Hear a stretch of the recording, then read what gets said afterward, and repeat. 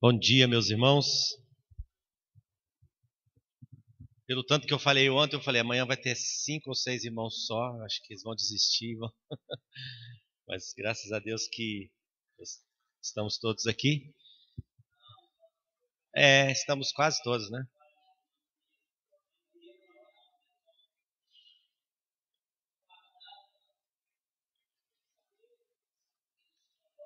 O Alfredo ontem falou da casa bagunçada e que a vida espiritual ela vai refletindo a situação.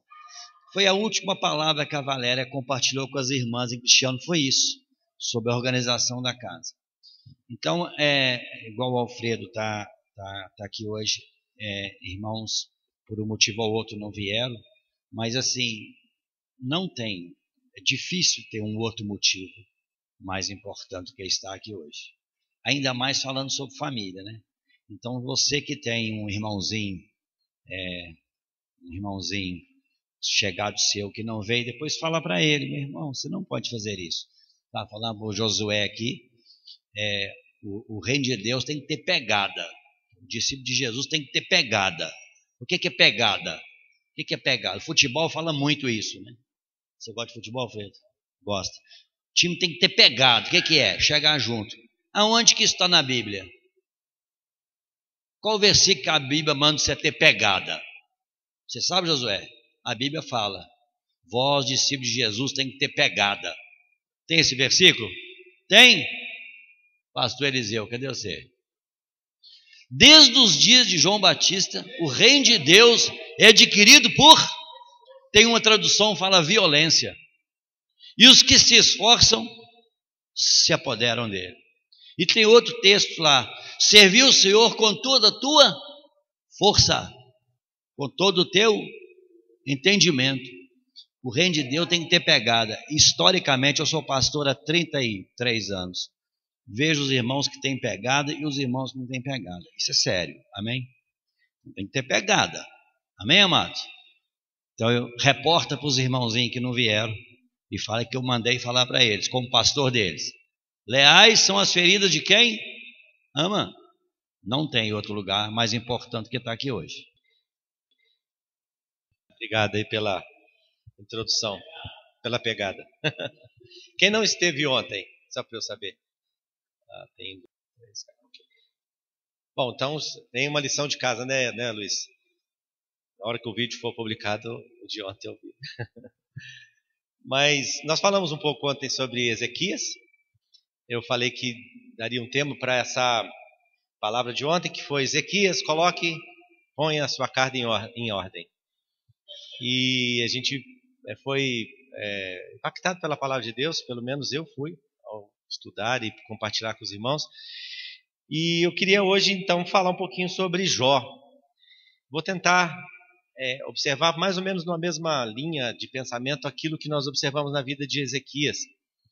E eu vou dar o tema também, Jó e uma casa em ordem.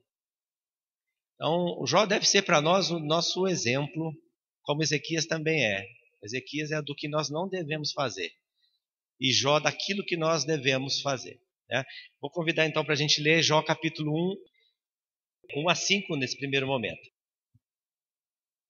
Jó 1 a 5. Acharam todos? Então vamos lá. Jó 1 a 5. Havia um homem na terra de Uz, cujo nome era Jó. Homem íntegro e reto, temente a Deus e que se desviava do mal. Nasceram-lhe 7 filhos e 3 filhas.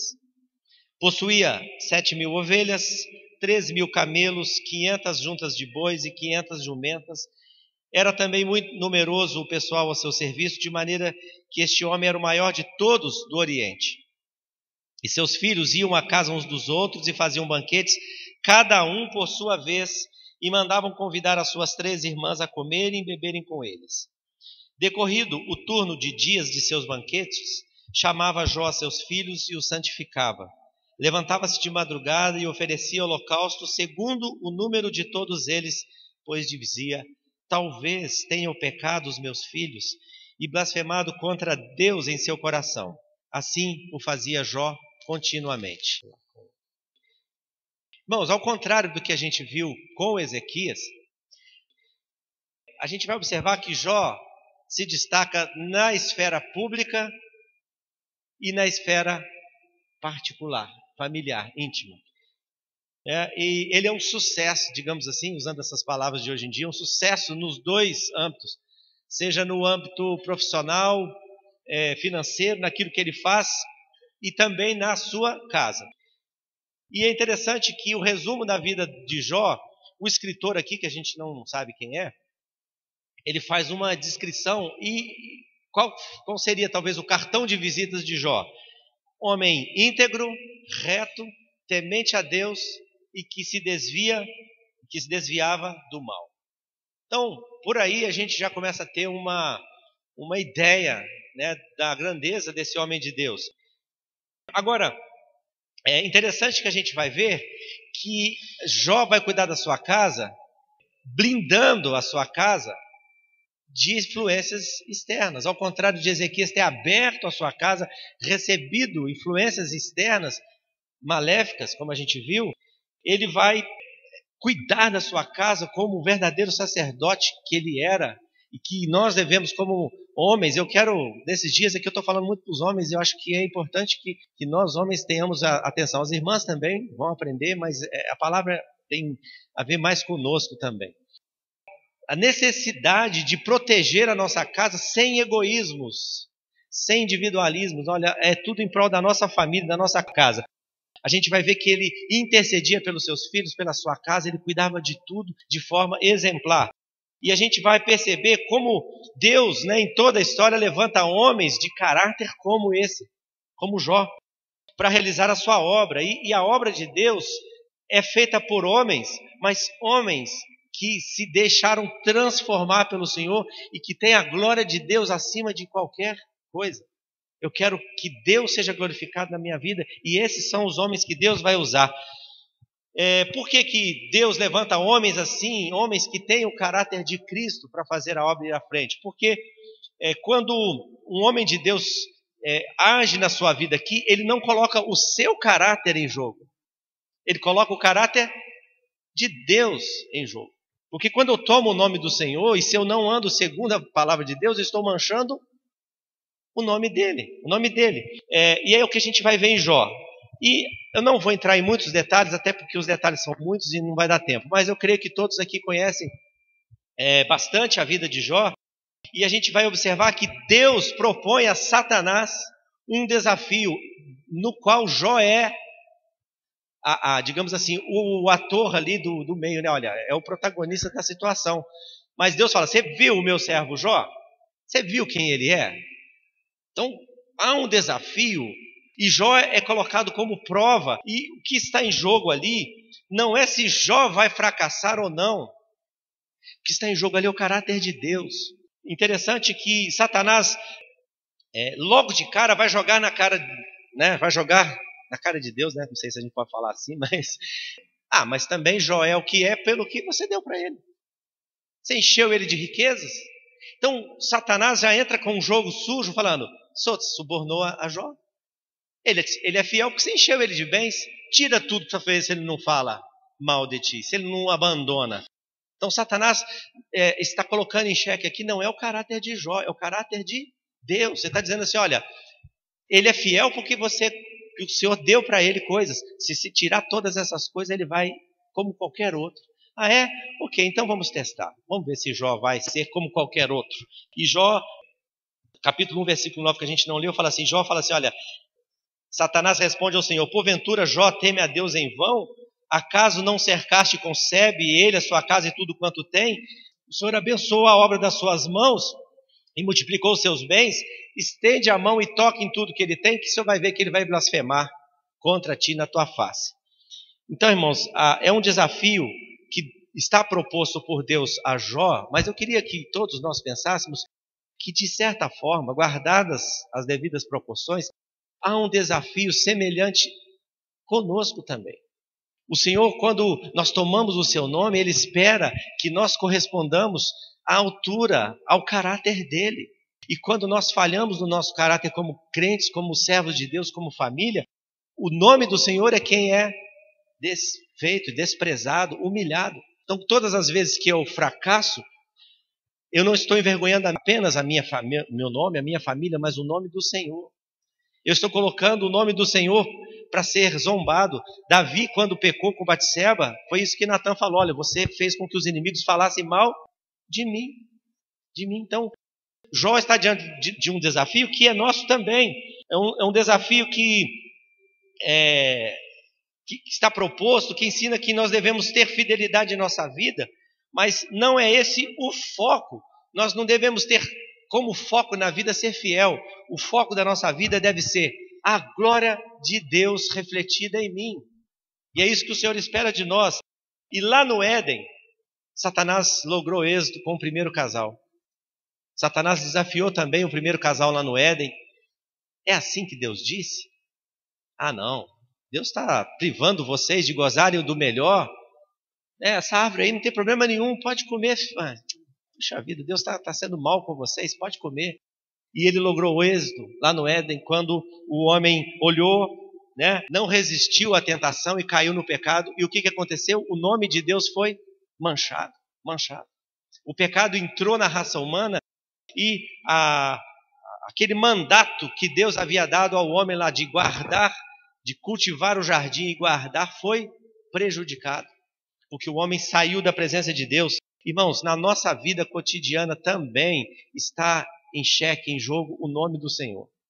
Nós falamos ontem sobre a palavra culto, que deriva a palavra cultura, deriva a palavra cultivar. Quando o Senhor falou para Adão e Eva lá no Éden: vocês vão guardar, cultivar a terra. Então, tudo que vocês fizerem vai glorificar o meu nome, tudo aquilo que vocês colocarem à mão vai ser um culto ao Senhor. E quando o homem peca, exatamente o contrário acontece. O nome do Senhor não é mais. Nós fomos criados à imagem e semelhança de Deus. Então, quando eu tenho a minha família, os meus filhos, eu estou espalhando a glória de Deus, que cada filho vai brilhar a glória de Deus também. Então, eu percebo nesse primeiro momento aqui que Jó está cumprindo o seu mandato, como alguns costumam dizer, o mandato cultural que Deus lhe deu ao homem lá no Éden. Jó está cumprindo isso com fidelidade, porque tudo que ele tem, tudo que ele faz e toda a sua família são espelhos da glória de Deus, em tudo, em toda a esfera de atuação. E é interessante que o autor aqui começa falando assim: havia um homem lá na terra de Uz, cujo nome era Jó, e ele vai fazer uma lista de coisas. Primeiro ele vai falar do caráter de Jó. Ele era um homem justo, reto, íntegro, reto, temente a Deus e se desviava do mal. Depois ele vai falar de quê? Qual é a próxima coisa que ele vai falar? Depois que ele fala do caráter pessoal de Jó, ele vai falar: nasceram o quê? 7 filhos e 3 filhas. Presta atenção nessa ordem aqui, que ordem interessante. Depois ele vai falar: possuía isso, aquilo, ovelhas, bois, jumento, gado, tal, era rico e assim por diante. Mas qual é a primeira coisa na lista de bens de Jó? Os filhos. Os filhos. Então, irmãos, é uma lista reveladora. Por quê? É como se, por exemplo, fosse fazer uma declaração de imposto de renda, né? Está até na época aí, se alguém ainda não fez, corre que o tempo vai acabar. O que você coloca lá na lista de bens? Declaração de bens. Você vai colocar: tem um carro, uma casa, um terreno, etc. e tal. Se fosse olhar com esse olho aqui, né, o autor aqui do livro está fazendo tipo uma declaração de bens de Jó. Qual é o bem mais precioso de Jó? A sua família, os seus filhos. As 7 filhos e 3 filhas. A sua família entra na cabeça da lista, né? Por que isso, irmãos? Porque para o autor do livro aqui, como é que eu consigo ver o caráter? Que caráter não é uma coisa que você vê, né? Você não olha para a pessoa e vê seu caráter. Mas como é que eu percebo o caráter na vida de cada um de vocês? Na sua família e nas coisas que você tem. É exatamente isso aqui que o escritor está dizendo. Jó era isso aqui: reto, justo, temente a Deus, se desviava do mal. Por que eu sei que ele é? Olha para os filhos dele e olha para os bens que ele tem. Aí você vai ver quem ele é. Porque o que Jó tinha, né, refletia o caráter dele, mas não era o caráter dele, era o caráter de Deus, que estava impresso no seu coração. A gente não consegue ver o íntimo de ninguém, e nem quem é quem. De repente a gente olha para o rosto de alguém e faz um juízo: não, esse aqui deve ser gente boa. De repente não é, e a gente fala: esse aqui não presta não, mas ele é bom. Então a gente não tem capacidade de olhar, mas quando a gente olha para como eu lido com a minha vida, com as coisas que eu tenho com a minha família, aí eu vejo quem é quem. Isso é revelado através das minhas ações e da minha família. Então, o primeiro, o mais fundamental lugar onde o meu caráter é revelado é onde? Dentro de casa. Foi o contrário de Ezequias. Publicamente, o caráter dele, ninguém era nota 10, né? Todo mundo aqui deu nota 10. Mas dentro de casa, a gente deu nota 0. Porque é a casa que mostra quem você é. É a sua casa que mostra quem você é. Então, Jó pode ser visto lá no seu íntimo, pela forma com que ele conduz a sua família, os seus bens. Nós falamos aqui, nosso irmão já frisou aqui, a organização da sua casa, a limpeza da sua casa, a ordem como as coisas são feitas, como nós lidamos com a nossa vida, isso mostra quem é que nós somos. Isso é fato. Então, vale uma reflexão, como é que eu tenho sido. De repente, vale até um conselho, né? Como é que os irmãos têm me visto? Eu acho que é importante, irmãos. Se a gente quer acertar com a vontade de Deus, eu posso achar que está tudo muito bem. Mas vale uma meia-culpa aí e falar assim, irmãos, vocês veem alguma coisa na minha vida que reflete algo que não é de Cristo? Né? Seja humilde de ouvir, quem sabe Deus vai fazer com que você cresça. Foi exatamente isso também que Paulo fala a Timóteo, Tito, quando ele diz assim, olha, os presbíteros e os diáconos, aqueles que governam, né, que lideram uma igreja de Deus, como é que eles são escolhidos? Você vai olhar para ele, não, ele fez 30 faculdades de teologia, 500 cursos de aperfeiçoamento, não estou falando que nada disso é importante, não, claro, mas o requisito é, olha para a esposa dele, para os filhos dele, porque se ele não governa a própria casa, como é que ele vai governar a igreja de Deus? Então, Paulo fala assim, olha, o lugar onde você encontra os presbíteros, os diáconos, os líderes da igreja é em casa. Você vai olhar para quem eles são dentro de casa. E é o lar que recomenda. Se o Luiz não tivesse um lar que o recomendasse, ele não poderia ser um dos líderes dessa igreja. E os outros que eu não conheço também, é a mesma coisa. O lar é que recomenda. Eu posso dizer assim, eu gostaria tanto que aquele irmão fosse, ele é tão legal comigo, mas e o lar dele recomenda? Ah, não. Então, o primeiro teste que o caráter passa é o lar. O lar é o lugar onde somos o que somos e nada melhor do que o lar para peneirar o nosso caráter. Nós temos uma adversária, né, dentro de casa. Mas do bem, né, não é do mal. Ela falou demais, deixou de falar, ou assim, ou assado. Ela está querendo nos destruir? Não, ela está querendo nos lapidar, nos fazer crescer. Então, dentro de casa, não passa nada, né? Não passa nada. Ele sabe exatamente quando a gente está representando aqui um papel que não é o verdadeiro, não é? Então, assim, antes de pensar que o livro de Jó foi escrito para descrever também o caráter de Jó, que está descrito aqui de forma clara, na verdade, o que está sendo descrito aqui é o caráter de Deus. Deus é que, no desafio aqui, Deus é que está em xeque, não é Jó, é Deus. Satanás acusou a Deus, olha, você chantageou Jó, você subornou Jó, por isso que ele é fiel. E Deus agora vai empreender um desafio muito grande. Nós conhecemos tudo que Jó passou, de perder, literalmente, quase tudo. Mas não perdeu a sua integridade. Por quê? Porque estava em jogo o caráter de Deus. Jó é um ator aqui nesse palco, né?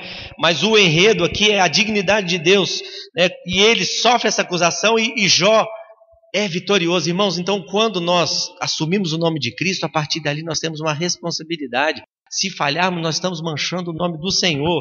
E é nessa perspectiva, em mente, que eu gostaria que todos nós aqui pensássemos. A nossa família, tudo que a gente tem, os nossos bens, não é o foco do propósito de Deus. Deus não está interessado em te dar carro, casa, dinheiro, bens, riqueza. Ele pode até nos dar, mas não é esse o foco. O propósito de Deus não é esse. Agora, Deus precisa ser o foco do nosso propósito. Ele precisa estar... Eu vou fazer tudo, eu vou ter uma esposa, filhos, família, bens, carro, dinheiro, tudo que eu puder ter, não tem problema nenhum, não é pecado. Mas eu quero tudo isso para que Deus seja glorificado. É interessante que a primeira descrição de quem é Jó é feita pelo escritor, é ou não é? Havia um homem assim, assim, assim. Agora, olha o capítulo 1, versículo 8. Quem que descreve Jó agora? Jó 1:8. Perguntou o Senhor a Satanás: você observou o meu servo Jó? Porque ninguém há na terra semelhante a ele, homem íntegro, reto, temente a Deus, que se desvia do mal. Então respondeu Satanás. Então, ou seja, quem é que fala que Jó é o que ele é agora? Deus. Olha o capítulo 2, versículo 3. Pela segunda vez, perguntou o Senhor a Satanás: observaste o meu servo Jó? Porque ninguém há na terra semelhante a ele, homem íntegro, reto, temente a Deus, que se desvia do mal. Ele conserva a sua integridade, embora me incitaste contra ele para o consumir sem causa. Irmãos, é Deus quem está descrevendo o caráter de Jó aqui. Deus é que está fazendo um depoimento. Esse homem é assim. Mais tarde, em meio às provas que Jó passou, os seus amigos acusam Jó de ser mau caráter. Jó, você está escondendo alguma coisa. Você pecou. Você fez alguma coisa que não devia, por isso que você está recebendo. Os homens questionaram o caráter de Jó, mas Deus disse: esse homem é de fato aquilo que ele é. É um homem que teme o Senhor. Agora, interessante que na descrição do autor, como ele descreve o caráter de Jó? Tinha família, bens, riqueza. E quando Deus fala de Jó, ele fala dessas coisas? Para Deus não precisa dessas coisas. Deus vê o coração. Deus não precisa ver os bens que eu tenho, a forma com que eu lido com as coisas, para saber o meu caráter. Ele olha para o meu coração e ele sabe. A gente viu isso em Ezequias. Mas os homens precisam ver. O meu caráter é externado por aquilo que eu faço. Nós não precisamos demonstrar nada, que Deus vê o coração.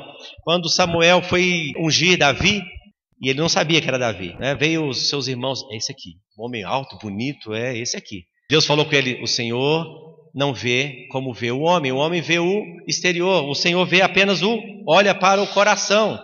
É exatamente isso que o Senhor está dizendo aqui. O escritor faz uma lista, como se fosse uma declaração de imposto de renda, como nós falamos, e Jó, na sua primeira, na cabeça da lista, a família de Jó. Depois vinham os demais bens. Mas para Deus, isso não faz conta. Deus sabe o que está no nosso coração. Deus sabe como nós somos de fato, sem precisar olhar para aquilo que a gente tem. Tudo que Jó tinha revela onde é que ele estava onde Deus estava no seu coração. Eu queria trazer isso aqui, irmãos. Como estava a casa de Jó? Em ordem. Por quê? Porque o coração dele estava em ordem. Nós falamos ontem que o primeiro aspecto coloca a casa em ordem é o coração. Rever os valores, os princípios, tudo aquilo que você pensa a respeito de família. Antes de constituir de fato uma família, você precisa rever tudo que está lá no seu coração. Porque o seu coração vai fazer aquilo, a gente costuma dizer, a cosmovisão, a forma como você enxerga o mundo é que vai determinar o que você vai fazer, a esposa que você vai escolher, a forma de vida. E Jó tem tudo que tem e fez tudo que fez porque ele tinha um coração que Deus via e falava assim: esse homem é reto, posso confiar nele. Eu desafio Satanás, vai tirar tudo, menos a vida dele. E ele não vai deixar de ser íntegro, porque eu conheço o coração dele. Irmãos, aqui está, guarda o teu coração, porque dele procedem as saídas da vida. Você quer ter uma casa em ordem? Começa a olhar para dentro do seu coração e começa a desalojar do coração egoísmo, vaidades, coisas, pecados e assim por diante. Coisas que precisam ser confessadas, tem que ser confessado. Pecados que foi cometido lá na mocidade também precisam ser tirados, porque se isso vai atrapalhar a sua vida. Eu ouvi o irmão pastor Hernandes Dias Lopes falando a respeito de uma experiência que ele teve. Ele foi pregar em uma determinada igreja e alguém falou: pastor, você pode orar pela minha mãe? Pode orar por ela? Eu falei: por quê? Eu conheço a minha mãe desde que eu nasci, isso é mais de 30 anos, e eu nunca vi a minha mãe sorrir. A minha mãe não sorri por nada, ela é uma pessoa introspectiva, seu interior é amargo e assim por diante. Ele falou: posso orar? Posso sim, sem problema. E diz ele que antes de orar conversou com ela. Eu falei: olha, não adianta também, oração não faz mágica, né? Começou a conversar com aquela senhora e falou: por que acontece e tal. E ele falou que em algum momento ele sentiu que Deus foi tocando no seu coração e ela começou a abrir o seu coração e ela confessou um pecado muito antigo, um pecado de ordem moral, quando ela era solteira, que ela ocultou aquilo pela vida inteira. E aquilo a fez ficar triste durante a vida inteira, mais de 30 anos, com um pecado que cometeu na sua mocidade, manteve aquilo no seu coração, e ela passou uma vida, mais de 30 anos, sem sorrir. porque aquele pecado lhe consumia o sorriso, a alegria do coração. E quando ela conseguiu confessar aquele pecado e ela entendeu o perdão de Deus, a primeira coisa que ela fez foi sorrir. E a vida dela foi completamente transformada. Eu fiquei impactado com esse testemunho. Irmãos, pecado não tem data de validade. Ele só é extinto quando você confessa. Então cuide do coração. Ah, mas eu era menino, eu já precisei confessar pecados antes de eu me converter, coisas que estavam na minha mente, no meu coração, coisas que eu fiz, desobediências a meus pais e coisas que eu precisava tirar isso do meu coração, porque se eu não cuidar do meu coração, ele vai azedar. Ele vai azedar. Ele vai mudar a forma com que eu enxergo as coisas. Então, Jó é o exemplo de um homem que a casa dele está em ordem porque o coração dele está em perfeita sintonia com o Senhor. Então, o que cabe cada um de nós, marido, mulher, filhos, cada um de nós, olhar para o coração. Tem coisas que eu me envergonho, tem coisas lá do meu passado que eu ainda oculto. Se tem, irmãos, traz à luz. Não é vergonha não, nós somos homens, nós somos pecadores. Fomos lavados, remidos pelo sangue de Cristo? Sim, claro que fomos. E por isso que nós precisamos confessar os pecados. A palavra de Deus fala assim, nós gostamos daquele texto, né? A oração feita por um justo pode muito em seus efeitos. Mas a gente esquece da primeira parte do versículo. Qual que é a primeira parte do versículo? Isso. Confessar as culpas uns aos outros. E orai uns pelos outros para que sareis. Aí vem o versículo. A oração feita por um justo pode muito em seus efeitos. Então, só depois de confessar, de largar o pecado lá atrás, que a oração tem efeito.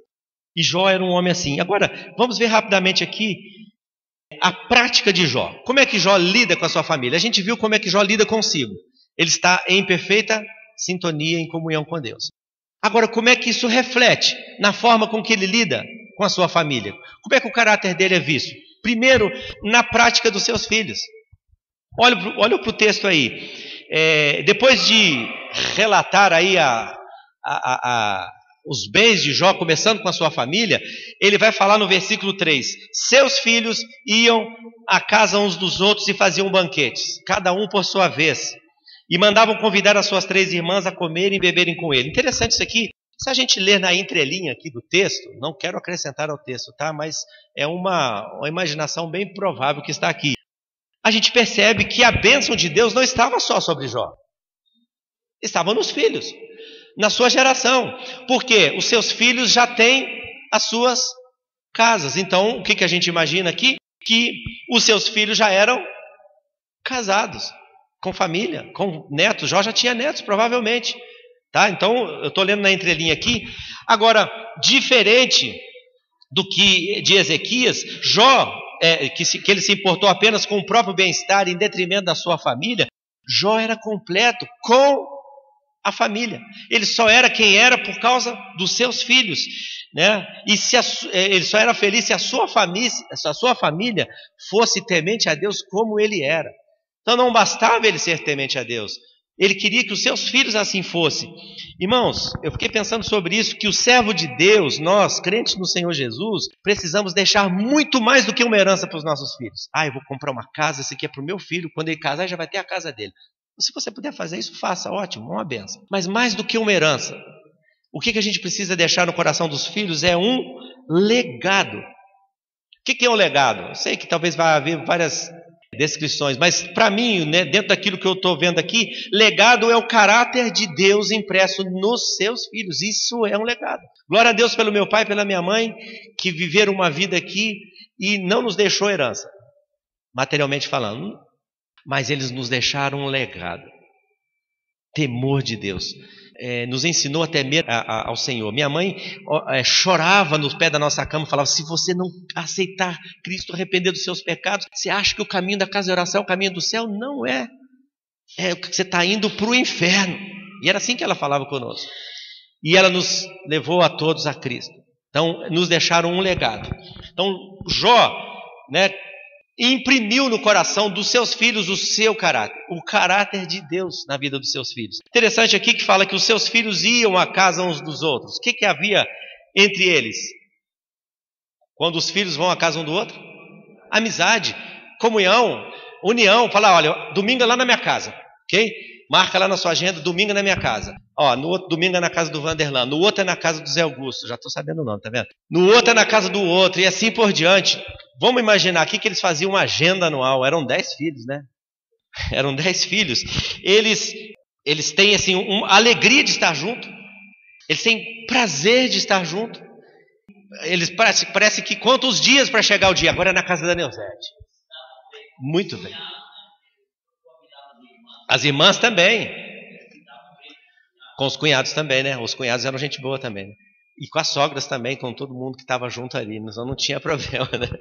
E ele fala assim, aqui fala assim, que eles mandavam, além deles serem uma família alegre e unida em perfeita comunhão, eles falavam assim, chama as meninas também, tem 3, não deixa elas fora também não. Sabe? Manda elas virem. Pode ser que elas fossem talvez solteiras ainda, né? Não sei. Pode ser que elas... não, elas são solteiras, mas chama elas também. Mas provavelmente eram casadas também. Chama, vem, todo mundo está junto aqui. Eu quero que todos estejam juntos, né? Ninguém ficava de fora e não havia distinção entre eles. Havia união na família. Portanto, né? Assim a gente pode pensar. Jó tem filhos, netos, genros. E apesar de eles já não estarem dentro da sua casa mais, eles eram unidos. Era uma família unida, alegre e feliz. E para o escritor, isso reflete o caráter de Jó. Quando olha para a sua família, que caráter é refletido? Isso que eu tenho pensado, tá, irmãos? Qual é o caráter que eu reflito com a minha família, com a forma com que eu lido com os meus familiares? Agora, a segunda prática, não só a prática dos filhos que a gente viu aqui, eles estavam em perfeita sintonia, mas qual era a prática de Jó com os seus filhos? Ele tinha uma prática de interceder por eles, de clamar a Deus por eles. A gente vai ver aqui, no versículo 5, que decorrido o turno de dias, interessante aqui a prática da família se confraternizar, parece que então seguia essa agenda aí, né? Janeiro na casa do fulano, fevereiro na casa do Beltrano, aí a gente para novembro é o mês de descanso, dezembro a gente está todo mundo junto, Natal e Ano Novo junto, e a gente começa a agenda do ano que vem. Parece que era assim, né? De banquetes, esse turno de dias, né? Mas novembro, vamos colocar aqui na nossa imaginação, então janeiro, fevereiro até outubro. Novembro era um mês de folga. O que acontecia em novembro na casa de Jó? Jó chamava os seus filhos, vem cá. Então novembro era o mês da prestação de contas. Tá, estou me imaginando aqui. O mais importante, né? Mês do ano para Jó era novembro. Por quê? Vem cá, filhos, todos agora lá na minha casa. Novembro é a hora de estar todo mundo comigo e eu quero que cada um de vocês faça uma análise de como foi o ano de vocês. Como é que vocês comportaram? Como é que foi nessas festas que vocês tiveram? Para Jó, irmãos, o mais importante aqui é que houvesse no coração dos seus filhos o temor do Senhor. Então Jó está aqui com a sua família criada, mas ele está pastoreando o coração da sua família, dos seus filhos. E isso revela para nós o quê? Onde que está o coração de Jó? Em Deus. A preocupação dele não é se as festas foram boas, se eles conseguiram fazer tudo que tinham pensado. Você está ganhando bastante dinheiro, meu filho? Está dando certo os teus negócios? Também havia preocupação, claro que podia haver, mas a preocupação dele, como é que está a sua vida com Deus, meu filho? Você está andando na presença de Deus? Irmãos, Jó tinha a maior preocupação de levar os seus filhos para o Senhor. Ele queria que o coração dos filhos estivesse em Deus, não somente nas coisas dessa vida aqui. Para Jó não bastava uma família unida, alegre, festiva, sob qualquer propósito. Não, eles tinham que estar alegres, unidos, mas para a glória de Deus. Se algum filho estivesse desonrando a Deus, as coisas já não estavam bem. Agora olha o versículo 5.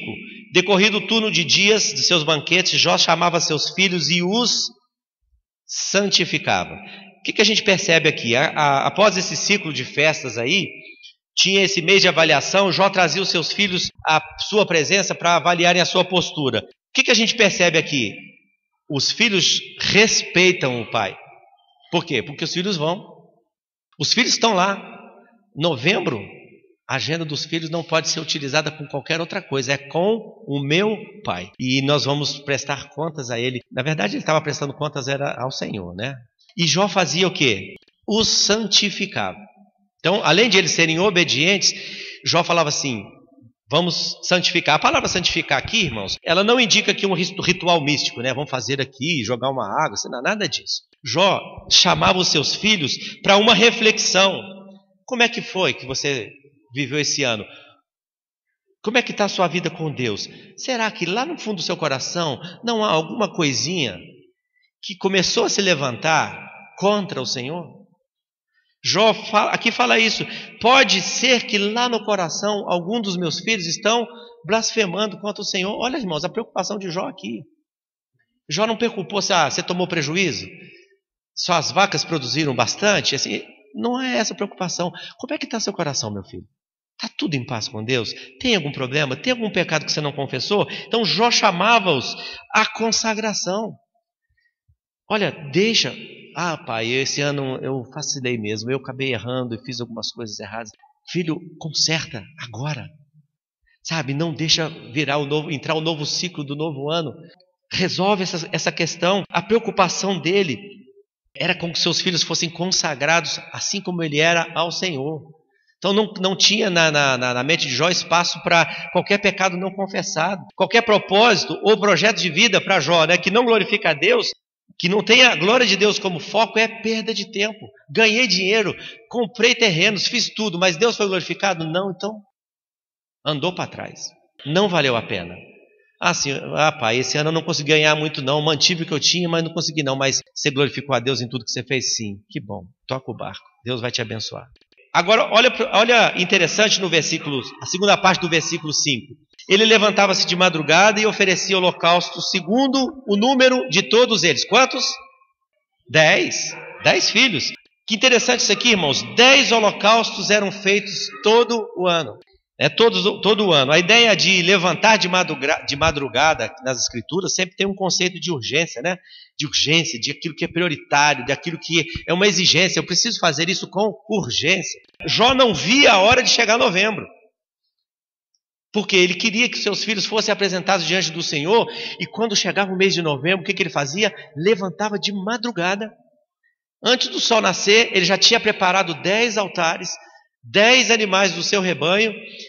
Eles estavam todos sob o altar e eles eram oferecidos, que o holocausto é isso, né? Um animal inteiro sendo queimado sobre o altar. Eram oferecidos pelos seus filhos, um por cada filho. Então eram 10 holocaustos que eram feitos. Agora, você já pensou o que custa 10 animais? 10 bois, 10 ovelhas? É caro, não é? Não é barato não, né? O que custa aí 10 bois? Vamos arredondar aí, que os bois de Jó eram mais valiosos, né? 50 mil reais. 50 mil reais que Jó empenhava dos seus recursos. Era um alto custo, não era? Era muito dinheiro para queimar. Mas, para Jó, nada tinha mais valor do que a alma dos seus filhos. Nada, nenhum esforço que Jó fizesse compensaria o fracasso dos seus filhos. Então, para ele gastar 50 mil sacrificando 10 bois lá para oferecer um holocausto ao Senhor, para isso não tinha valor nenhum. O valor estava em ter os corações dos seus filhos na presença de Deus. E ele fazia isso de madrugada. Agora, diferente de Ezequias, né? O que Ezequias falou? Vai estar tudo bem comigo? Vai. E com os meus filhos? Vão virar eunucos. Problema dele. Jó não. Jó não tinha Jó tinha uma outra postura. Agora, olha por que Jó fazia isso. Por que Jó chamava os filhos, levantava de madrugada, fazia 10 holocaustos. Olha o que o versículo diz. Talvez. Ele não sabia de nada. Jó não tinha me ouviram falar que o meu filho fez uma coisa errada. Não, Jó não sabia de nada. Talvez no coração, eles têm um pecado contra Deus no seu coração. Agora, irmãos, aqui a gente encontra a verdadeira motivação de um pai que é um pastor, que cuida dos seus filhos. O foco dele não é no externo, mas no interno, no coração. Não havia preocupação com Jó do que os outros vão dizer, do que os outros vão pensar. Não, ele tem preocupação. O que Deus vai pensar dos meus filhos? O que Deus vai falar dos meus filhos? Irmãos, isso aqui é algo que precisa mudar a nossa vida. Quantas vezes a gente fala, não vou fazer isso não, porque o que eles vão pensar? Ok, a gente não tem que dar motivo de escândalo. Não basta ser honesto, mas tem que parecer honesto. Ok? Mas Muitas vezes a gente faz isso só por respeito humano, para manter as aparências. E a gente não se importa se Deus está olhando para aquilo e está vendo que é verdadeiro ou não. Então Jó, a preocupação dele é com o interno. O que Deus pensa dos meus filhos? O que Deus está vendo dentro do coração dos meus filhos? Né? Interessante, irmãos, que os holocaustos, né, como a gente disse aqui, era algo de valor monetário alto, né? Mas Jó não fazia isso para mostrar para os outros. Tanto que fazia isso de madrugada. Ele poderia fazer meio-dia, né? Todo mundo está passando na rua e vai ver. Ele fazia isso de madrugada porque ele quer agradar a Deus. Isso revela que o coração dele é temente diante de Deus. Ele quer que Deus seja glorificado. Então, quando Jó faz isso, o que Jó está em foco? O centro do foco de Jó é o coração dos seus filhos. Eu quero que os meus filhos glorifiquem a Deus no seu coração. Guarda o teu coração, porque dele procedem as saídas da vida. Jó não sabia, como dissemos, de nada específico dos seus filhos que merecesse correção ou corrigir o comportamento. Aqui está um outro detalhe, irmãos, que nós pais precisamos aprender. Que a gente vai criar nossos filhos, fala, não faça isso, filho, porque você é crente. Não faça isso, porque... Né? Quantas vezes a gente corrige o comportamento?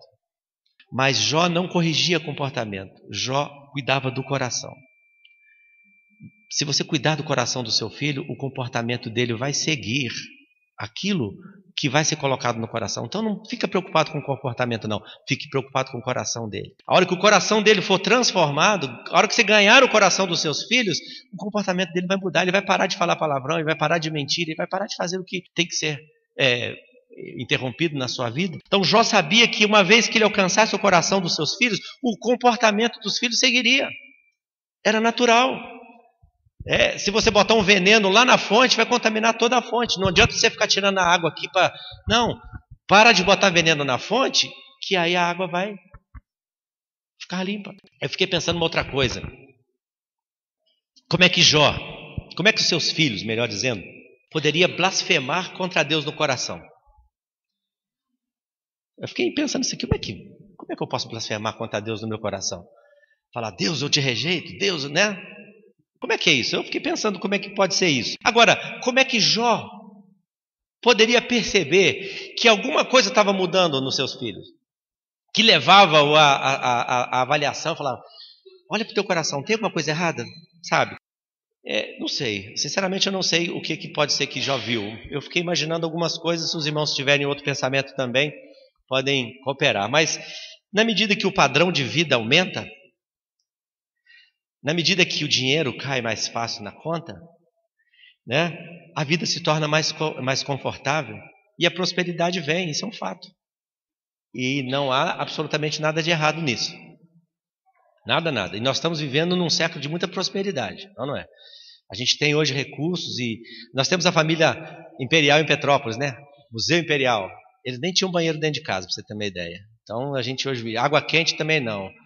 Uber na porta também não. Então, ou seja, a gente tem muito mais conforto até do que a família imperial que viveu há 100 e poucos anos atrás. E na medida que o padrão de vida aumenta, a prosperidade vem, não é pecado. A prosperidade não é pecado, tá? Não sou um pregador da prosperidade, porque nós devemos ser um pregador do evangelho, mas a prosperidade não é pecado, mas um coração infiel é presa fácil da prosperidade. Um coração infiel, ele se torna presa fácil da prosperidade, e a prosperidade num coração infiel é o caminho reto, plano, limpinho para a apostasia da fé.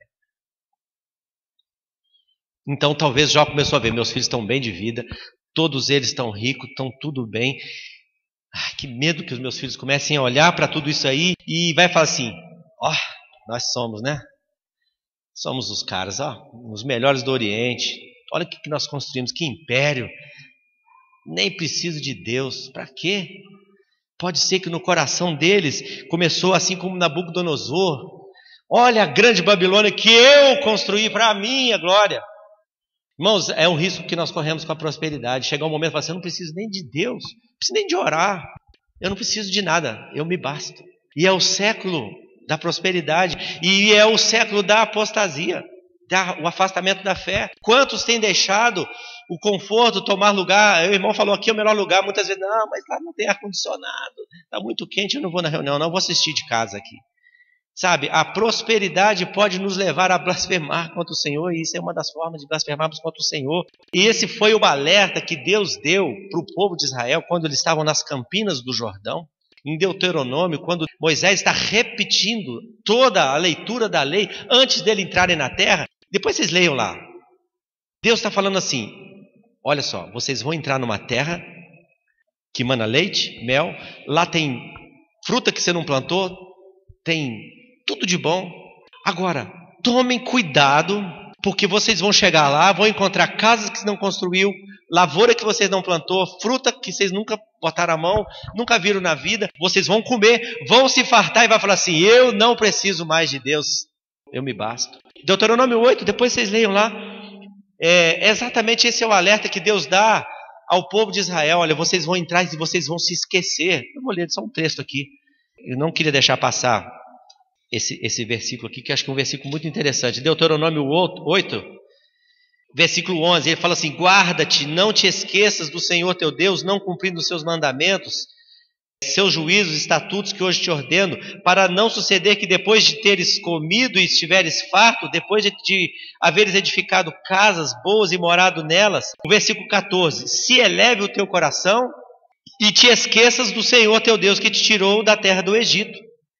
E lá o versículo 17, não digas, pois, no teu coração: a minha força e o poder do meu braço me adquiriram estas riquezas. Antes te lembrarás do Senhor teu Deus, porque Ele é o que te dá força para adquirir riqueza, para confirmar a sua aliança que sob julgamento prometeu a teus pais, como hoje se vê. Versículo 19, se te esqueceres do Senhor teu Deus e andares após outros deuses, eu protesto. Eu vou ser uma pedra no sapato de vocês, eu vou ser adversário de vocês. Irmãos, muitas vezes Deus vai colocar como um adversário no nosso caminho, empurrando o nosso peito para trás, contra a nossa arrogância, contra a nossa prepotência, contra a nossa imaginação de achar: eu não preciso de Deus, eu posso viver minha vida sem ler, sem orar, sem me reunir e sem confessar os meus pecados, eu não preciso de Deus para nada. Prosperidade é um risco. Não é pecado, mas ela é vizinha da apostasia. Nós temos que ter muito cuidado com isso. E 1 Pedro 5 fala que Deus resiste ao soberbo, mas dá graça aos humildes. Então orgulho, arrogância, prepotência são pecados que Deus detesta, como todos os pecados que Deus detesta, né? Ezequiel 16:49. Eis que essa foi a iniquidade de Sodoma, tua irmã, soberba. Fartura de pão e próspera tranquilidade. Teve ela e suas filhas, mas nunca amparou o pobre necessitado. Foram arrogantes e fizeram abominações diante de mim, pelo que vendo isso, as removi dali. É exatamente isso. Orgulho, arrogância, prosperidade. São parceiros aí. Quando isso entra no nosso coração, é uma receita pronta para fracasso. Qual era a preocupação de Jó? Ele fazia isso uma vez, não, continuamente. A preocupação de Jó é que indica que era um algo costumeiro, um costume de interceder pela sua família constantemente. Eu quero encerrar pensando aqui, holocaustos eram feitos anualmente por Jó. Né? Decorridos o turno de dias, Jó fazia o holocausto. Mas quantas vezes por ano Jó intercedia pelos seus filhos? Todos os dias. Talvez várias vezes por dia. Né? Várias vezes por dia. E há três missões que nós como pais temos, né? Três responsabilidades que nós temos na vida dos nossos filhos. A primeira missão, quando eles são assim, pequenos, é a missão da instrução. Né? Nós vamos discipular o coração deles, ensiná-los as verdades, os valores, os princípios. E a palavra de Deus fala: ensina enquanto ele é menino, o caminho que ele tem que andar. Qual é a segunda missão que nós temos também na criação dos nossos filhos? É a disciplina. É a intervenção. Então você intervém quando o filho não pode fazer assim, não é assim, tem que ser feito dessa forma. E há níveis de disciplina, né, dos mais leves até um mais grave, que a palavra de Deus recomenda, porque a disciplina visa corrigir aquilo que ele está fazendo. Mas há uma terceira missão, né, dos pais com os filhos, que é a intercessão. Né? A intercessão é levar os filhos diante de Deus continuamente. Qual é a única que permanece a vida inteira com os pais? A instrução cessa, em algum momento ele vai perceber a vida, a disciplina também, em algum momento que, né? Mas a intercessão é para a vida toda. Então Jó já tem todos os seus filhos salvos, todos os seus filhos adultos, com família. O que Jó faz? Intercede diariamente, né? E essa prática acompanhou Jó a vida inteira. Toda a experiência de Jó é marcada por uma experiência de intercessão contínua por sua família. Nós vamos falar agora sobre a prova e a família de Jó depois da prova. Da mesma forma que a gente viu ontem com Ezequias. Ontem nós vimos o Ezequias antes da prova, o Ezequias na prova e o Ezequias depois da prova, né? Nós vimos agora o Jó antes da prova e a gente vai tentar nesse período final aqui pensar um pouquinho no Ezequias durante a prova no Jó durante a prova e no Jó depois da prova, né? Conforme a gente leu, se o caráter de Jó já era percebido na sua família, nos seus bens, na sua fazenda, agora chegou o dia da prova. Como nós falamos ontem na escola, né? Está marcada a prova, dia tal, e aprova ou reprova. E ela faz um ciclo encerrar e começar um novo ciclo. E a gente viu que Deus descreve o caráter de Jó, apenas dizendo, olha, ele é assim, justo, reto, íntegro, temente a Deus, se desvia do mal, porque ele já sabe qual é o seu coração. Deus não precisa de olhar para o exterior de Jó, como nós precisamos, para ver o que estava no seu coração. E aqui entra um detalhe que é muito importante, irmãos, na nossa experiência como crentes. Mais cedo ou mais tarde, como nas escolas, né? A prova virá, sabe? Em todas as nossas experiências aqui, vai vir a prova e ela é definitiva. Ela não é para sempre, mas ela é definitiva, porque depois da prova a gente nunca mais é o mesmo. Pode ser pior, como foi o caso de Ezequias.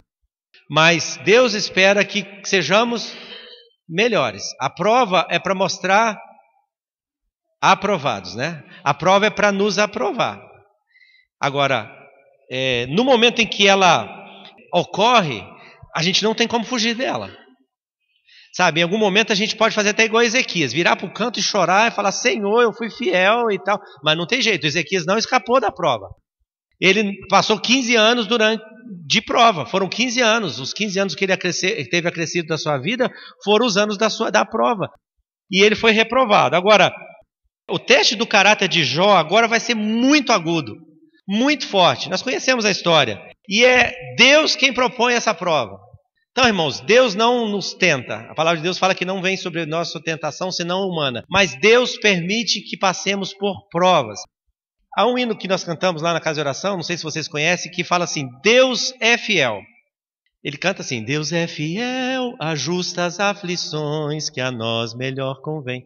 Se nos corrige, as suas correções promovem o nosso bem. Eu gosto desse hino porque fala assim, Deus é fiel porque Ele ajusta. Eu vou colocar na vida de cada um de vocês a aflição certa. Para um é tal, para o outro é o nível mais alto, para o outro menos.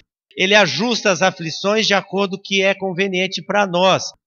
Mas as suas correções, como diz o hino, fala, promovem o nosso bem. É com amor que Ele nos castiga. E Ele muito perto está na prova também.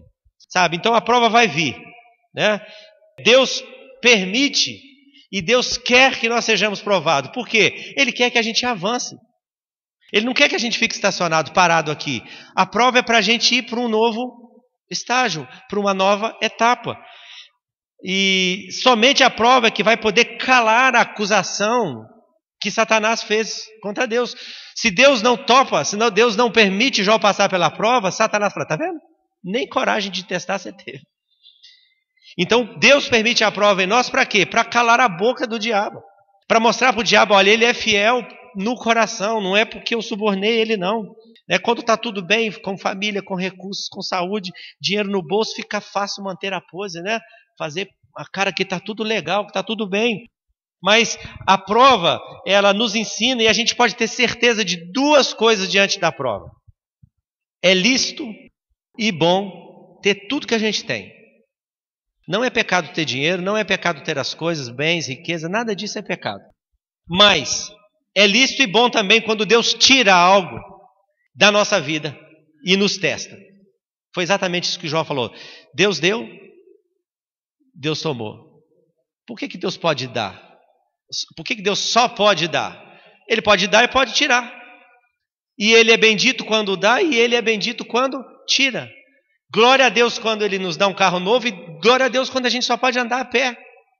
E é exatamente isso que Deus está mostrando para Jó aqui. A prova visa nos mostrar onde de fato está a nossa fé. Sem a prova, a gente não vai saber o grau da nossa fidelidade. Você quer ter paciência? O que a palavra de Deus fala? Se você orar por paciência, o que Deus vai te dar? A tribulação produz paciência. Então, quando a gente, Senhor, me dê paciência, aí vem um monte de prova. Senhor, mas eu pedi paciência. Ok, você não quer ter paciência? Então passe por provas, por tribulações. Porque a partir do momento que eu enfrento a tribulação, eu tenho desenvolvida a paciência. E é exatamente o que a gente vê na vida de Jó. Pela prova, Deus nos mostra aquilo que ainda nós precisamos ser. O meu nível ainda não está no lugar que deveria. A prova revela isso. A prova mostrou que Ezequias não era nada daquilo que a gente imaginou de início. Demos 10 para ele em muitos aspectos, mas a prova mostrou que ele era 0. A nota dele era 0. E Pedro vai falar também, capítulo 1:7, que as tribulações, as provas que nos vêm, visa nos aperfeiçoar. Tá? Aperfeiçoar. A prova, melhor dizendo, em Jó, apurou ainda mais o seu caráter. Ele era perfeito? Não. A gente viu durante a prova Jó falando coisas que não deveria. Jó, inferindo alguma responsabilidade a Deus, falou de coisas que ele mesmo diz, falei de coisas que eu não sabia. Sabe? Mas ele foi íntegro. Isso aí a gente não pode negar. A sua mulher falou assim, você ainda retém a sua integridade? Amaldiçoa esse teu Deus e morre. Ele falou assim, você é maluco, mulher? Você está doida? Você perdeu o juízo? Recebemos tudo de Deus, por que a gente não pode receber a prova? Então a prova vem nesse sentido. Então a gente tem que olhar para a vida de Jó com esse sentido. A prova veio para elevar. Né? Se para o escritor a vida dele já mostrava o seu caráter, mostrava como ele era, agora a reação de Jó à prova vai mostrar ainda muito mais. Irmãos, a gente mostra muito mais quem a gente é, mais do que pela ação. A ação, você pode falar assim, ele fez coisas boas, ele deu dinheiro para os pobres, ele ajudou. Essa é uma ação. Mas como eu reajo, mostra muito mais quem eu sou do que como eu ajo. Quando vem a prova, quando vem a perda, quando falta o dinheiro, o cara fala, Deus se esqueceu de mim, ele começa a blasfemar. Quando vem a dificuldade, a gente pode começar a queixar.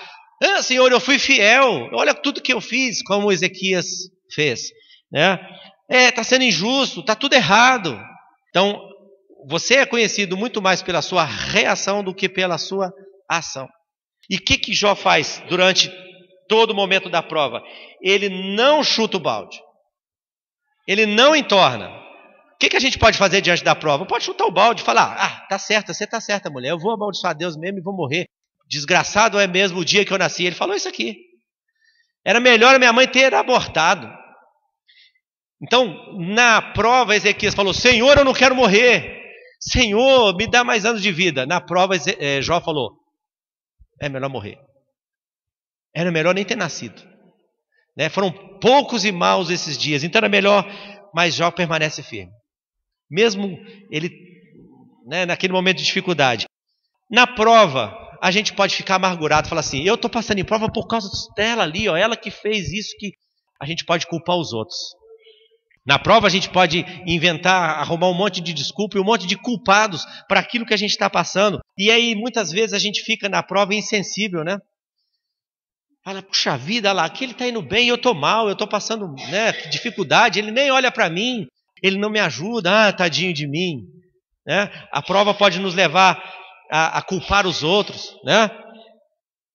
A gente pode também, como Jó, na prova, ouvir um monte de conselho e falar assim, cada um pior do que o outro, né? Melhor se você tivesse ficado calado, né? Jó ouviu Eliú, aqueles outros homens lá, cada um fala uma coisa, o Jó fala, cara, como diz o ditado, é melhor ouvir isso do que ser surdo, né? Então, na prova, muitas vezes a gente não tem capacidade nem mesmo de ouvir os conselhos, as dificuldades. A gente pode achar cada conselho pior do que o outro, mas a gente nunca pode se esquecer que em meio à prova, Deus não deixa de ser Deus. Deus não perdeu a capacidade de ser Deus. Ou seja, ele continua, mesmo na prova, se importando conosco. Aquele momento que Deus abandona Ezequias ali, né, nós lemos ali, Deus abandonou Ezequias para mostrar o que estava no seu coração. Deus pode, na prova em alguns momentos, Deus nos abandona, porque a gente precisa passar sozinho ali, mas Ele não se esqueceu de nós. A prova não é eterna. Nós lembramos do amado Filho, o Senhor Jesus, quando estava lá na cruz, e Deus meu, por que me desamparaste? Jesus passou pela hora mais difícil, sozinho. Então, a prova é um momento que Deus nos permite passar sozinho. Mas Ele está ali, Ele está cuidando. Ele não nos abandonou. Ele não nos deixou de cuidar de nós. Ele está nos aperfeiçoando. E é interessante também, irmãos, que a prova é o momento em que nós ficamos vulneráveis, né? Ficamos totalmente sem onde apoiar. Deus nos tira tudo aquilo que nós apoiamos. O orgulho, a vaidade, a autossuficiência, tudo isso acaba quando vem a prova. Aí o recurso financeiro não é capaz de comprar uma saúde, né? de comprar um filho que resolveu ir para o mundo, para o pecado, ir para as coisas, o dinheiro não compra isso. A minha posição social, qualquer coisa, nada disso compra. O momento da prova é um momento onde tudo que não presta em nós é sufocado, né? A prova, olha só que interessante isso, a prova vai matar aquilo que sem a prova não morre. Então, só a prova mata o orgulho, a arrogância e a vaidade do nosso coração. Então, Deus vai permitir a prova na nossa vida. Pode preparar que vai vir sim. Seja ela de qual aspecto. Como eu disse no hino que a gente canta, o Senhor vai ajustar a prova de acordo com aquilo que eu preciso, que cada um de nós precisa. E ela é a ferramenta que Deus vai fazer com que o caráter de Cristo seja impresso em nós, porque algo interessante aqui para que Cristo morreu lá na cruz do Calvário? Qual é o objetivo da obra de Cristo? Nos salvar de quê? Da perdição do inferno? Só isso? E depois Ele vai nos levar para o céu e acabou? Não, claro que é isso.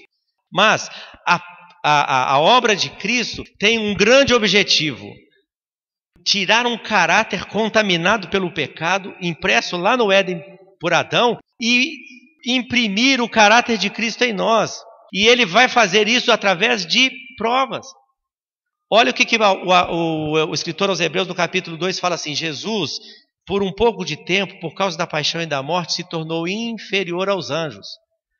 Mas tudo que Jesus sofreu foi para que Jesus fosse qualificado.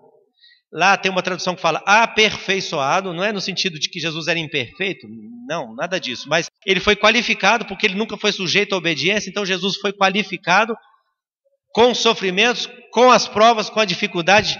Depois ele vai falar assim: em tudo que ele sofreu, em tudo que ele padeceu, agora ele pode socorrer aqueles que são igualmente provados ou tentados. Então qual é o objetivo da prova? Nos aperfeiçoar, nos elevar.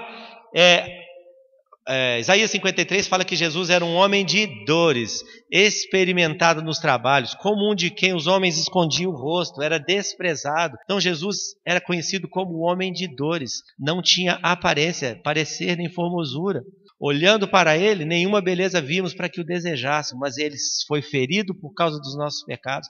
Então tudo que Jesus passou foi para que ele se tornasse qualificado para nos socorrer. Irmãos, a prova vai fazer com que nós possamos socorrer o nosso irmão. Irmão, eu já passei por essa prova. Continua, persevera. A prova nos dá condições de socorrer também os nossos irmãos, para que o caráter de Cristo também seja impresso na vida deles. Eu ouvi um testemunho de um pastor de uma igreja nos Estados Unidos. Não sei se vocês já ouviram isso. Na internet, de vez em quando, viralizam uns vídeos. Eu achei muito interessante. Pastor Bill Johnson, não sei se já ouviram falar dele. Bill Johnson era pastor de uma igreja muito grande, ele é muito querido, como o Luiz aqui é querido entre os irmãos e outros aqui também. E a esposa do pastor Bill Johnson faleceu. E foi uma tristeza, né? Aquela semana, foi uma semana amarga em que a esposa faleceu, todos estavam muito tristes. E chega o domingo, o pastor Bill Johnson ia pregar. E todos pensaram: o que o pastor Bill Johnson vai pregar? Quarta-feira, a esposa dele foi sepultada. E o que ele vai falar agora? E a primeira coisa que o pastor Bill Johnson falou quando ele subiu ao púlpito para pregar, ele chamou: irmãos, vamos louvar ao Senhor. Vamos louvar ao Senhor porque nós vamos louvar ao Senhor em meio à dor, em meio à tristeza, em meio à perda, porque a gente só tem essa vida para louvar dessa forma. Lá no céu não tem dor, não tem tristeza, não tem lágrima. Lá nós seremos plenos, completos. Então, em meio à dor, em meio à tristeza, a gente só tem essa vida aqui. Então, irmãos, eu fiquei impactado com isso. Está passando pelas dores, pela luta? Louva ao Senhor. Glorifica a Ele. Você só tem essa vida. Você vai ter o privilégio de louvar a Deus em meio das dores. Só aqui. Lá no céu não vai ter dor. Lá a gente vai estar totalmente pleno, completo. E Jó faz exatamente a mesma coisa. Jó assentou no meio das cinzas, raspava a pele com um caco de cerâmica. A sua esposa disse: você ainda tenta manter a sua integridade? Amaldiçoa esse teu Deus e morre. E Jó fala assim: mulher, você é insensata, você é louca, você não sabe o que você está falando. Aceitaremos da mão de Deus apenas as coisas boas e nunca o mal? Em tudo, Jó não pecou com seus lábios. Ou seja, em tudo, Jó não atribuiu a Deus falta alguma, qualquer coisa. Em meio à prova, Jó foi aprovado. O que Jó viu durante a prova? Eu sei que o meu Redentor vive. E Jó teve uma visão do futuro e que por fim ele vai se levantar sobre a terra. Deus permitiu que Jó visse o que vai acontecer no futuro quando o Senhor Jesus voltar para reinar aqui em glória e majestade. Eu sei que o meu Redentor vive e que por fim ele vai se levantar sobre a terra.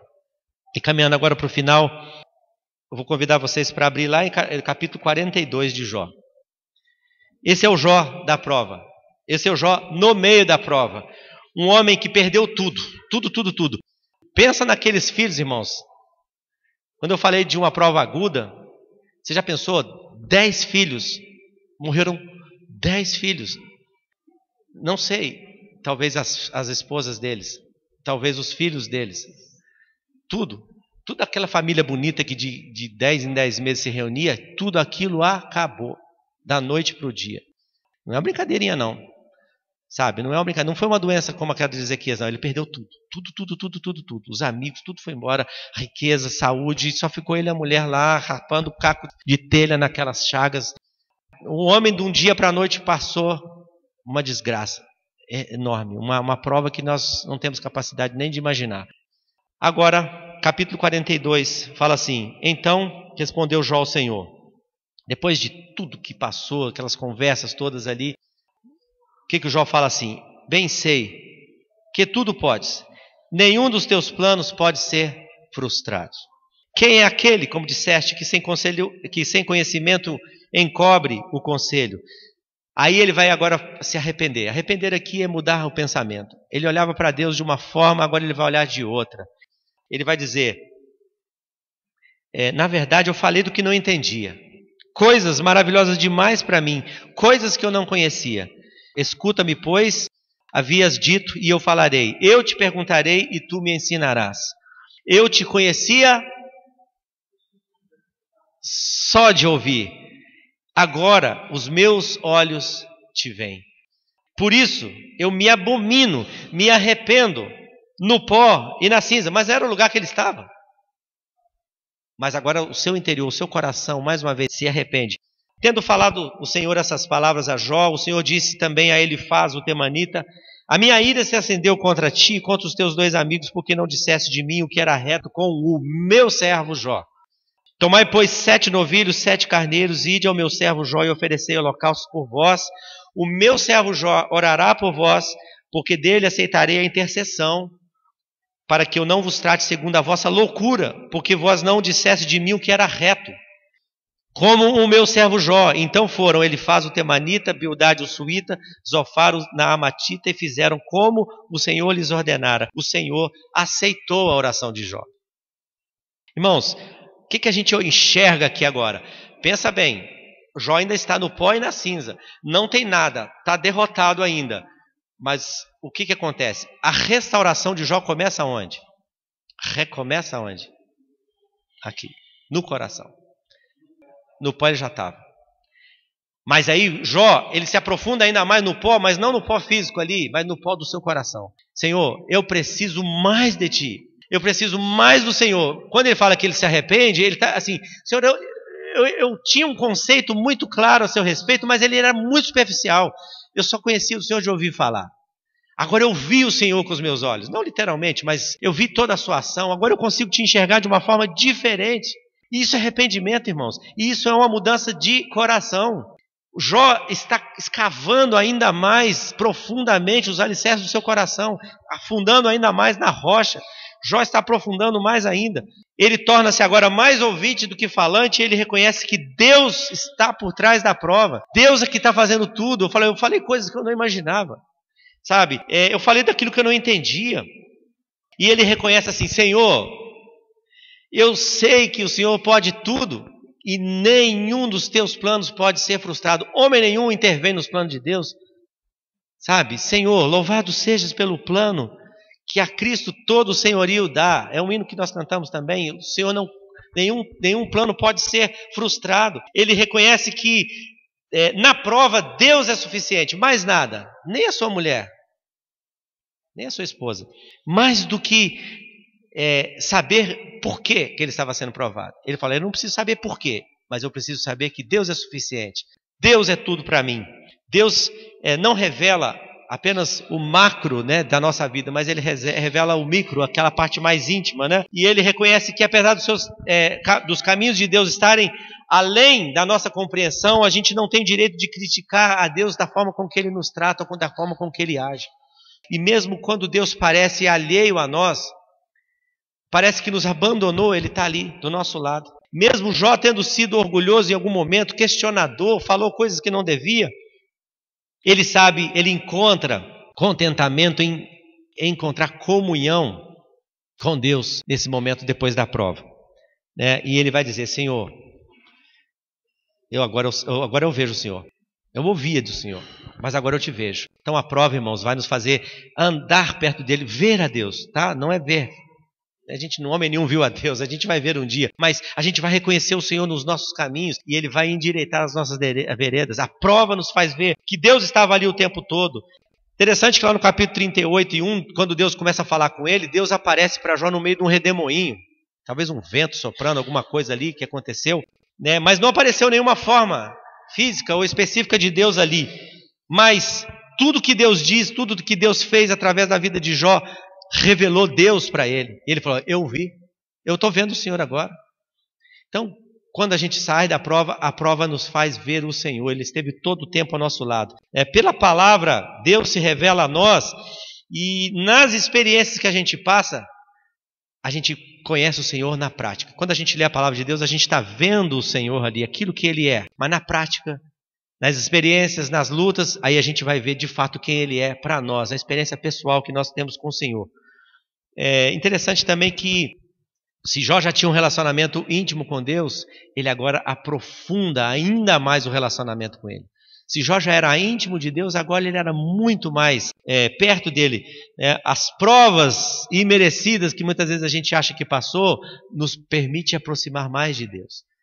E aquele homem que anda com Deus é aquele homem que foi provado. Então, quanto mais provas o Senhor nos faz passar, mais perto dele a gente está. Mais aprovado, mais purificado. A nossa fé, a prova da nossa fé é como o ouro, né, que passa pelo fogo e aquelas coisas que contaminam o ouro são tiradas e depois tem o ouro puro. O ouro puro. Jó agora é como uma barra de ouro, um lingote de ouro puro. De alto quilate, nem sei quantos quilates, né? Ele se arrepende, né? Um sinal claro, né, do arrependimento dele é, agora eu mudo a minha forma de pensar. Antes eu pensava pela lógica, agora eu penso de forma diferente. Eu estou vendo o Senhor nos meus caminhos. É interessante aqui que tudo isso antes de Deus restituir tudo a Jó. Sabe, Deus ainda não tinha dado de volta a ele nada. Ele estava na miséria ali. E ele já mudou a sua forma de pensar.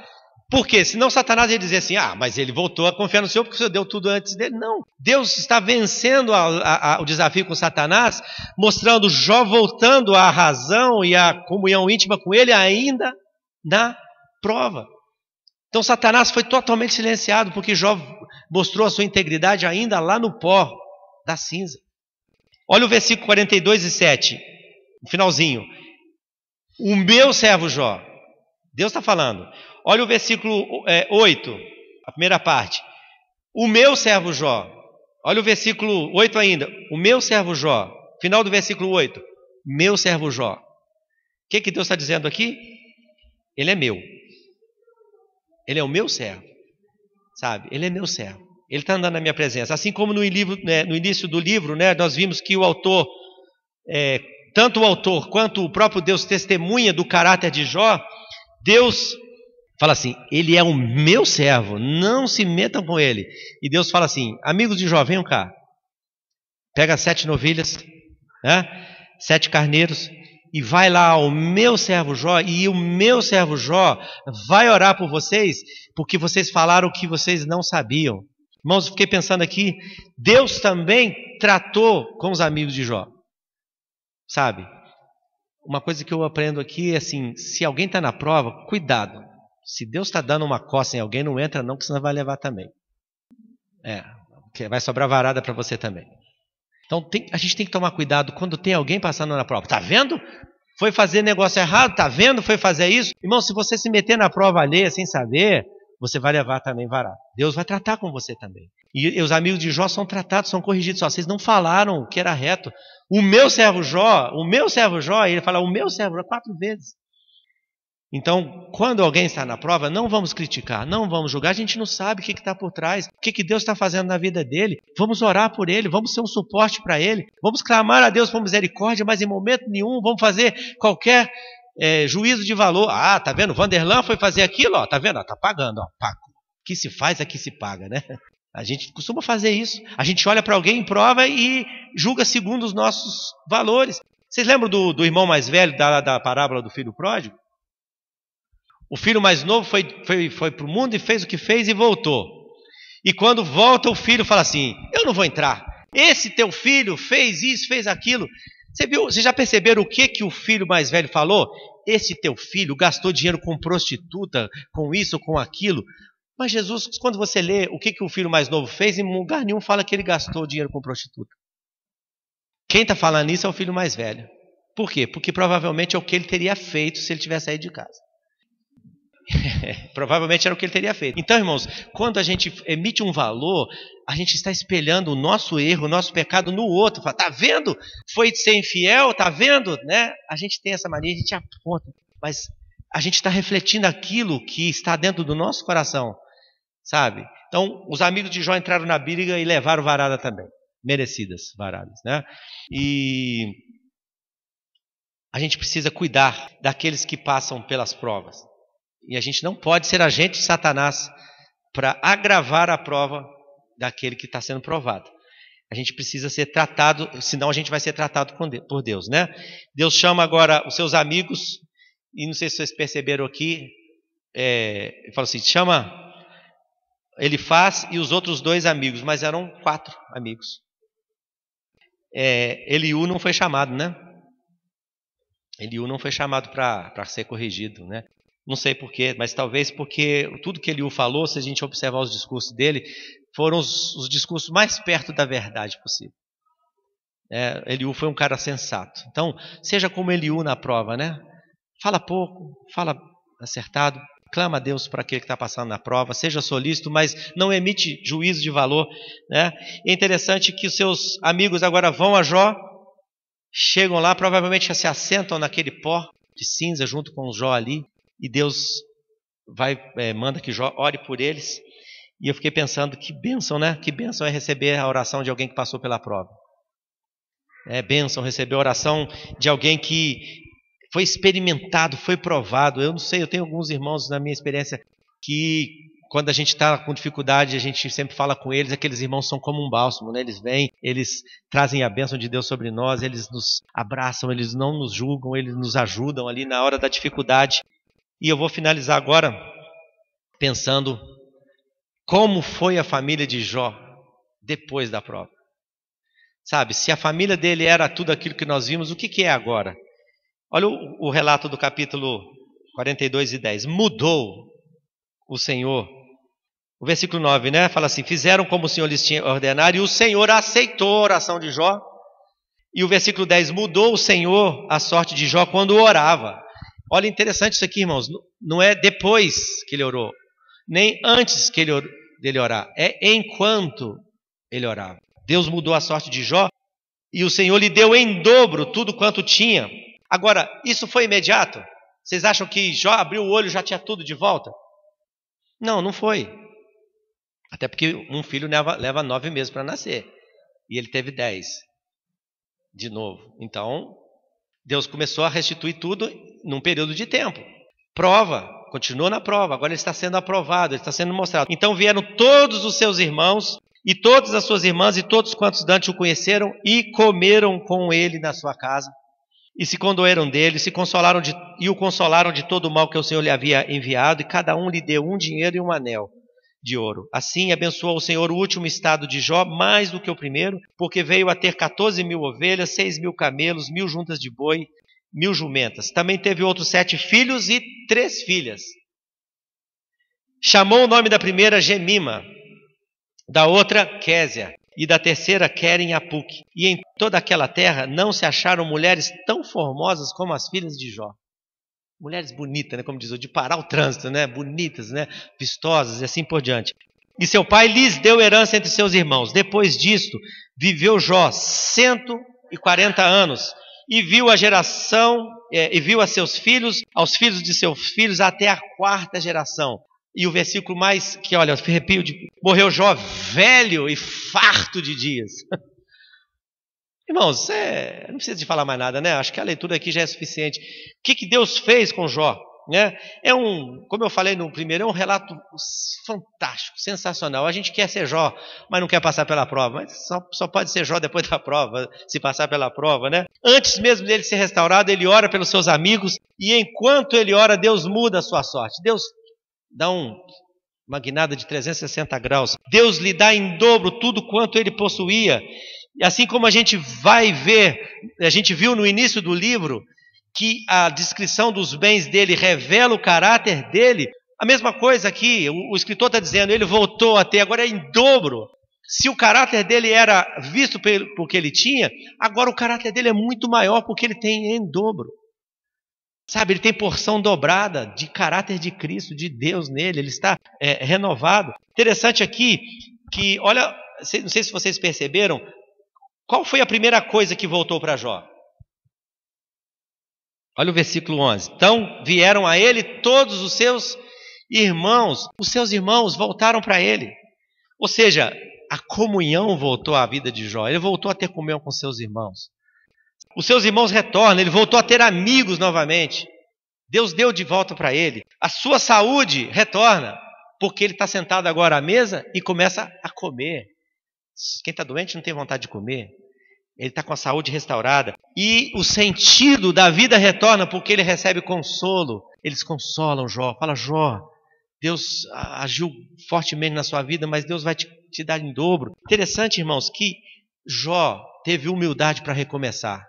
Cada amigo levou um presente. Toma aqui, Jó, um anel de ouro, né? Um pouquinho de dinheiro para você começar a sua vida. Jó não foi orgulhoso, ele pegou aquilo, ele começou do zero. Ele reconstruiu tudo aquilo. Você acha que do dia para a noite apareceram, como foi aqui que disse aqui, 14.000 ovelhas lá no... Não, ele começou a trabalhar de novo. Ele começou a conquistar de novo. Isso não caiu na mão dele, não. Tudo que ele teve de novo em dobro, foi Deus que deu? Foi, mas foi através do trabalho dele, da vida dele. Então ele começou a sua fazenda de novo, do zero. Do zero. E por que foi em dobro? Porque se ele já glorificava a Deus com o que tinha, agora ele glorifica mais ainda. Ele tem mais capacidade de glorificar a Deus, porque ele tem tudo em dobro. E qual foi a última coisa, mas não a menos importante, que retornou para Jó? Ele teve de novo 7 filhos e 3 filhas. Agora, quantos filhos ele tinha antes da prova? E depois? E quantas filhas tinha antes da prova? E depois? Mas então Deus não dobrou, hein? Se ele tinha 7, ele tinha que ter tido 14. 3 filhas, tinha que ter tido 6, não é?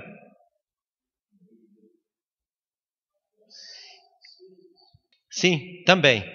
Mas eu vou responder essa pergunta. Novamente, o ponto alto da vida de Jó é a sua família.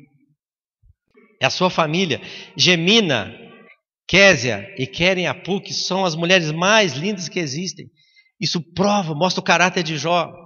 Ao contrário do costume da época que só os filhos homens recebiam herança, ele faz questão que vocês também vão ter herança. Vou repartir minha herança também com as minhas filhas. Aqui está escrito isso aqui. E ao contrário de Ezequias, que pensou em se dar bem sozinho, não estou nem aí para os meus filhos, Jó, ele falou assim, não, eu só me dou bem com vocês. Se vocês estiverem bem, então eu quero que vocês estejam juntos. Vou repartir tudo que eu tenho para vocês em vida, para que vocês gozem de tudo que eu tenho, ainda enquanto eu estou vivo. Né? E ao contrário de Ezequias, que queria, 15 anos, tá bom. Jó morreu velho e farto de dias. Ele falou, não aguento mais viver. Né? A avó Luzia falou assim, eu estou cansada, né? A avó Luzia também morreu com 96 anos. Eu quero descansar com o meu Senhor. Já estou farta de viver. Esse é o sinal de um homem abençoado, fartou-se de viver. Né? Deus e o seu caráter saíram muito maiores depois da prova. Satanás nem é citado mais aqui. Você não vê falar mais de Satanás aqui. Satanás virou de fato um zero à esquerda. Foi derrotado. Por que Satanás foi derrotado? Porque Jó se arrependeu no pó e na cinza e se tornou maior. Né? A vida, a prova, a restauração de Jó exaltaram de forma tão grande o caráter de Deus que foi questionado por Satanás. Satanás foi derrotado. E aí responde a pergunta final. Alguém que pode ter questionado, né? Mas se Deus deu em dobro tudo a Jó, por que ele não teve 14 filhos e 6 filhas depois da prova? O que vocês acham? Por que Deus não deu 14 filhos e 6 filhas? Era para ter tido em dobro, não é? Será que falharam ali? Deus falhou ali? Bom, pense aí, mas o que eu penso é o seguinte, quem disse que Jó perdeu os 7 filhos e 3 filhas lá do início? Não perdeu, eles eram salvos. Eles morreram e foram para a presença de Deus. Estão salvos lá, os filhos de Jó estão salvos, aguardando aquele dia que todos nós sejamos ressuscitados, vamos encontrar. Então todos os nossos filhos, todos os que nós já perdemos, entre aspas aqui, estão lá esperando o dia de nós chegarmos. Então Jó tinha 14 filhos e 6 filhas, ele continuou com o dobro de fato. O resto estava com o Senhor, salvos, todos eles estavam salvos na eternidade. Por quê? Jó não criava filho para essa terra, Jó criou filho para a eternidade, por isso que ele cuidava do coração deles, porque para aqui, não precisa cuidar de coração não, dá dinheiro, dá recurso, dá estudo, dá faculdade e eles vão se virar, mas para a eternidade tem que cuidar do coração. Para que aqueles 7 filhos e 3 filhas, e nós estamos falando aqui de famílias, né? Não foram só 7 filhos e 3 filhas que foram salvos. As esposas, os filhos, os netos, todos que morreram antes da prova estão lá, salvos, eram todos salvos em Jesus. Vamos dizer na linguagem de hoje, eram todos crentes em Jesus, faziam parte da igreja de Cristo. Era um outro contexto, outra dispensação, mas estão salvos. Então Jó teve em dobro. Eram novos filhos, os filhos não reencarnaram, não existe isso. Então Jó teve em dobro também, Jó criou seus filhos para a eternidade. Então, irmãos, eu encerro aqui aquilo que propus trazer, despertando a cada um de nós para a responsabilidade que nós temos diante, né, da palavra de Deus, cada um se posicionar diante do Senhor. Comece cuidando do seu coração, eliminando do seu coração tudo aquilo que precisa ser tirado.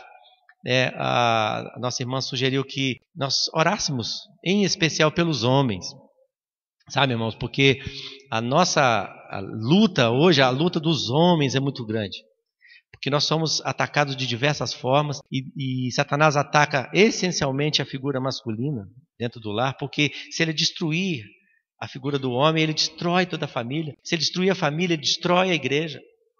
E a gente tem visto um século onde a figura do homem tem sido atacada, a feminilização dos homens, a masculinização das mulheres, uma total agressão à imagem do Criador, que criou homem e mulher. Vou convidar os homens para vir aqui à frente, ficar de pé aqui, todos, mesmo aqueles que não são casados. E vou pedir que algum dos irmãos possa orar por nós, para que nós possamos ser como Jó, despertados para fazer aquilo que o Senhor nos chamou para fazer e cuidar da nossa família, da nossa casa. Em especial, irmãos, cuidar do nosso coração, porque o nosso coração ele é enganoso, é desesperadamente corrupto, e nós precisamos começar colocando em ordem a nossa casa a partir do nosso coração. Senhor, nós estamos reunidos aqui, Senhor, diante do Senhor, diante da Tua igreja e diante da Tua palavra.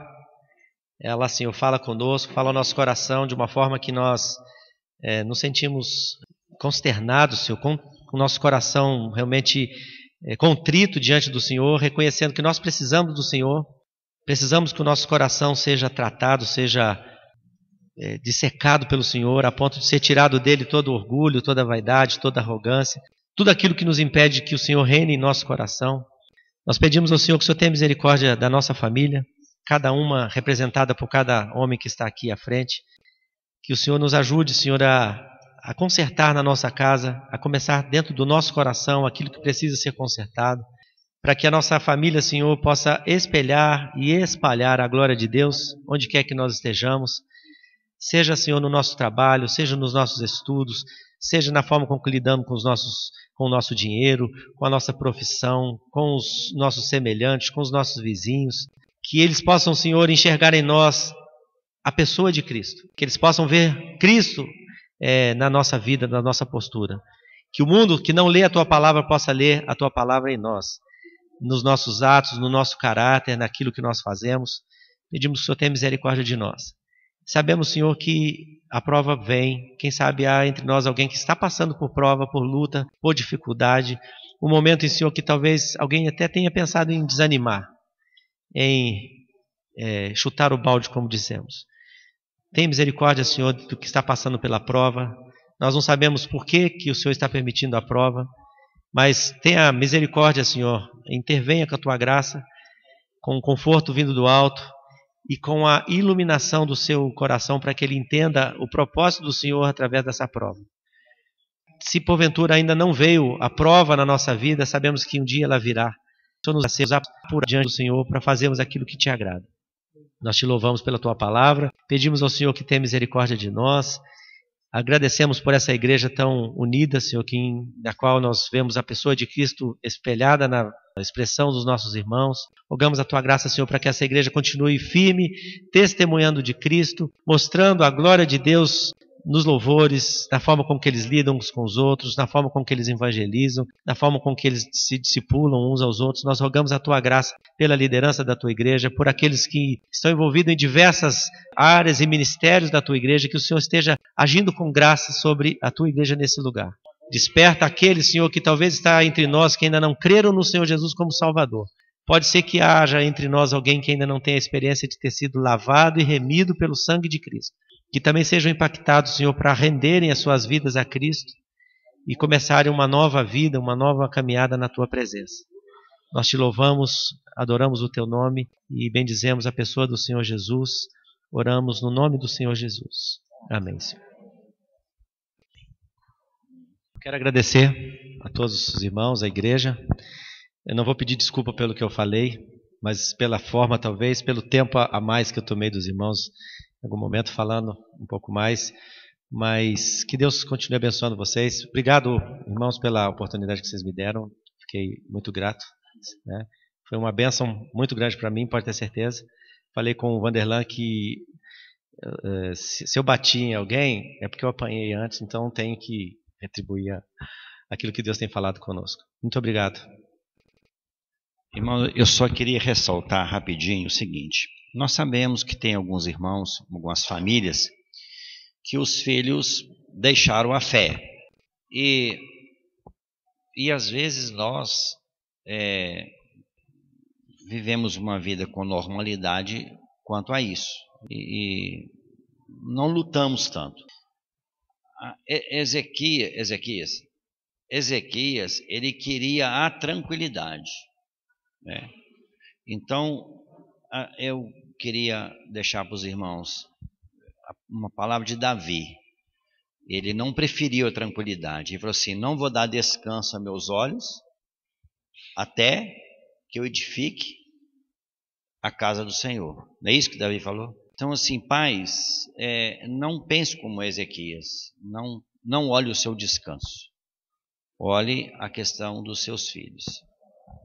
Às vezes acostumamos com a impiedade dos filhos, mas não pode acostumar. Isso é muito sério, porque isso pode complicar lá na frente, eles se casarem, eles gerarem filhos todos incrédulos, com moças incrédulas ou com rapazes incrédulos, e isso vai complicando lá para frente.